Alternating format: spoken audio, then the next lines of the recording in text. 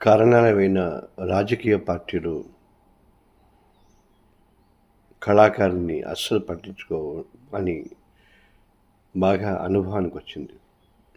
ఆ విషయానికి వస్తే ప్రజల్ని పట్టించుకోవటానికి వాళ్ళకి కొన్ని కారణాలు ఉన్నాయి. ఎందుకంటే మళ్ళీ వాళ్ళు ఓట్లేయాలి కనుక. కళాకారుని పట్టించుకోకపోతే ఎవ్వరూ ఏం చేయలేరు.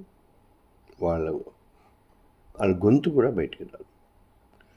ఈ విషయం నేను బీజేపీ నుంచి సినిమా సెల్ను ఏర్పాటు చేయించిన తర్వాత ఒక 3 సంవత్సరాలు తెలంగాణ సినీ స్వర్ణ కమలం అని తెలంగాణలో ఉన్న ఈ సినిమాల్లో ఉన్న వాళ్ళందరికీ హేమాహేమిలకి అవార్డులు ఇవ్వటం జరిగింది.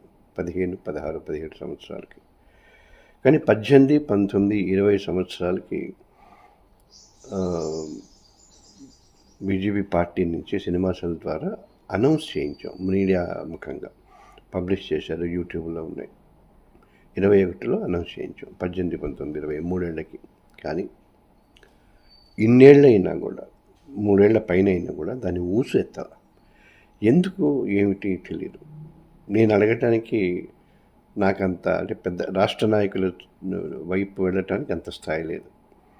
అందుకని ఈ వీడియో ద్వారా కొంతమంది జర్నలిస్ట్ మిత్రులు ఎవరన్నా కనుక దీనికి పూనుకుంటే దాదాపు 30 మంది 3 ఏళ్ల నుంచి వెయిట్ చేస్తున్న వాళ్ళకి అవార్డు ఇవ్వడానికి వాళ్ళకి ముందుకు వస్తారేమో చూడాలి. ఎందుకంటే వాళ్ళు పార్టీ అనే వాళ్ళు కనుక ముందుకు వస్తే కొంచెం పెద్దవాళ్ళు రావడానికి అవకాశం ఉంటుంది, మంత్రులు రావడానికి అవకాశం ఉంటుంది, అవార్డు తీసుకునే అవార్డు గ్రహీతలకి కొంత వాల్యూ ఉంటుందని.